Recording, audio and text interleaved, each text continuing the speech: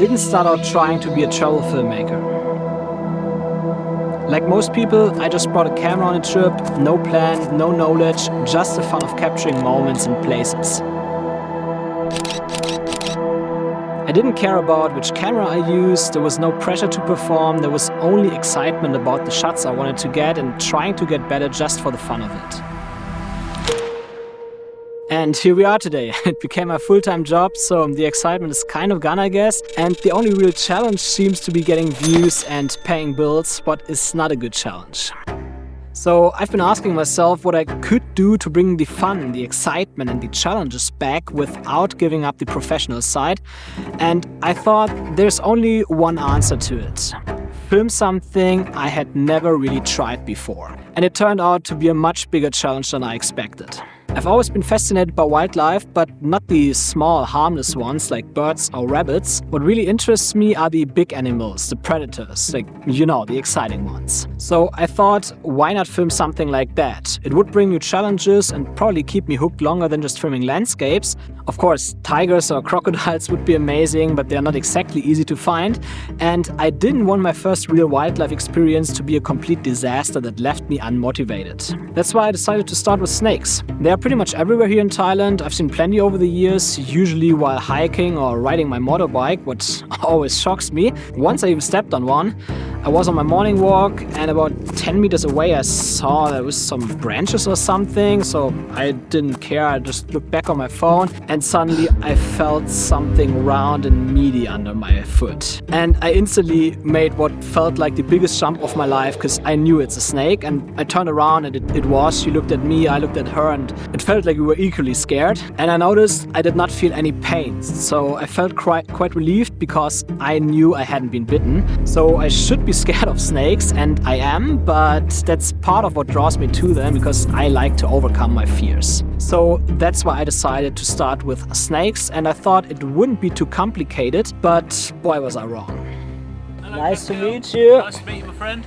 What's that? Whale jerky. Whale jerky from Japan, or? Yeah. Yeah. You pretty much ate every animal raw, right? Yeah. A few weeks later, I met up with a friend of mine, Michael. He's really into herping and knows a lot about snakes, so we decided to go on my first herping trip together with a few others, and as you might expect, 0 results. We did find a big gecko though. So we tried again and again. I even went out alone once to a mangrove forest, hoping to finally spot a snake. But again, no luck. Well, not completely. I saw 2 mudskippers playing with each other, which was actually pretty fun to watch, but not what I was looking for. We also found quite a few dead snakes on the roads, even a small cobra, so we knew they were around. We just didn't have luck to see one alive. But then after a few weeks, we finally had our first small success, but of course, it happened completely by accident. We went to the Praia Nakhon cave here in Thailand, and on the way up, suddenly a golden tree snake crossed our path. I froze a moment because I didn't know what kind of snake it was, and I was quite scared. Michael, of course, went straight after it and tried to catch it because he knew it's not venomous, but it was too fast. It was a curious one though. It stopped and watched us from a small hole in the rocks where it was safe, and I actually managed to get a usable shot of it. Still, I wasn't super happy. It was accidental and we hadn't really earned it, but I was motivated nonetheless, and I knew from Michael's stories that sometimes when you go herping at night in the right place and at the right time, you can find 20 snakes in a single night. That actually happened to him once. So of course we had to try again, this time in Bang Sapan instead of Hua Hin, and this is where everything started to test me for real. Once again, it was frustrating at first. We didn't find anything and got back to our car, but then we didn't really want to give up, so we thought, let's just point the flashlights up the trees one more time. Maybe we'll get lucky. And yes, we did. There was another golden tree snake about 3 meters high in a tree, and we were super excited that we finally found one.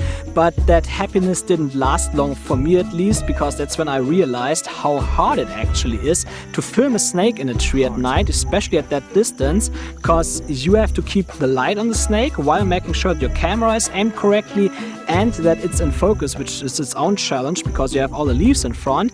That is so difficult, so I think you can imagine I did not get a usable shot. And that wasn't even the worst part. There were also hundreds of mosquitoes around me, and of course I hadn't brought any spray. Fuck! Oh my God! Oh. The hard part is not finding the snake, the hard part is getting rid of the fucking mosquitoes, which is not possible.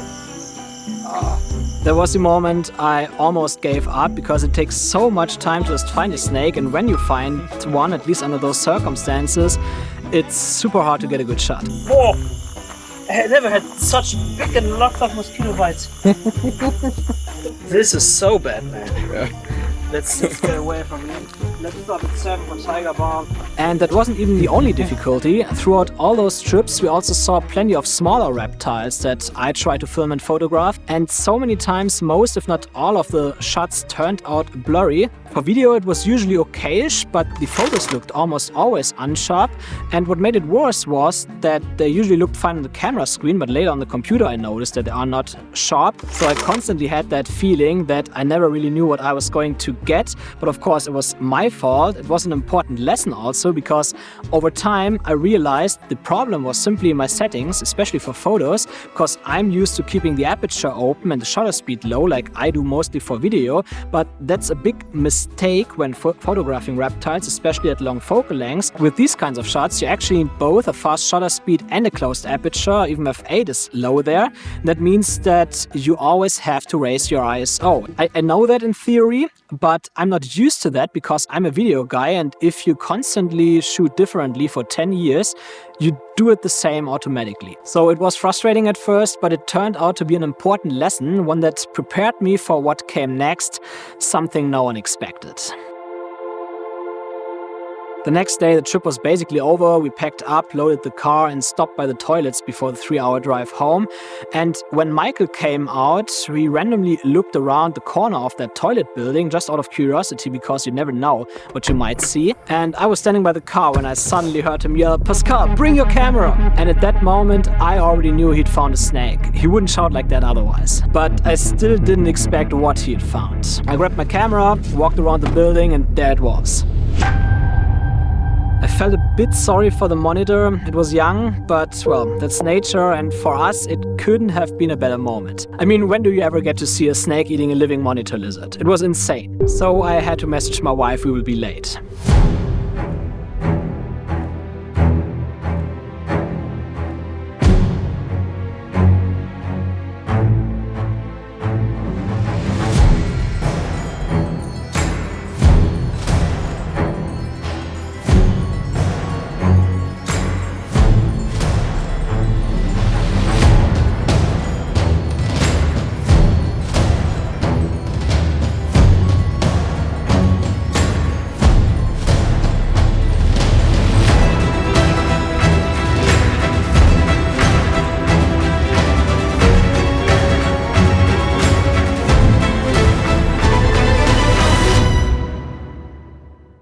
That's when my previous experiences finally paid off. At first, I was about to open the aperture again, but then it clicked. Don't go below f8, no matter what. So the shots turned out almost perfect. Maybe some could have used an even higher aperture for a bit more in focus, but overall I'm really happy with the footage. It's honestly some of the best shots I've ever seen of a moment like that. Of course, it was still partly luck. We weren't even actively looking for snakes when it happened, but in the end it was Michael's curiosity that led us there. So I would say we learned our lessons. Be patient, even when it takes weeks or months. Be curious, even when it feels unnecessary to check behind every corner, and always have a camera ready because you never know what's going to happen or when. After that, I went out herping 2 more times and yeah, no success, but that's okay. This experience set the bar pretty high, and I know that most trips will end in disappointment, and that's fine because I know that the next special moment will only happen if I'm willing to face a lot of failures first. My next goals are to find wild leopards in Cancrochan National Park, which isn't even that unlikely since they are spotted there quite often, and of course to find more snakes, hopefully a cobra someday, while improving my wildlife videography even further. And what's even more important is that this finally gives my videography purpose again. Like, I'm not just going out to film random landscapes anymore and YouTube reviews. Of course I do that as well, but I have a direction when I go out for wildlife and a reason to chase new challenges. So I guess this journey is only the beginning, and I hope to publish more videos like that in the future, hopefully with similar success. So subscribe, and if you want to know what I've been up to before all this, check out these 2 videos here in the corner from Indonesia. They will show you what adventures I usually film.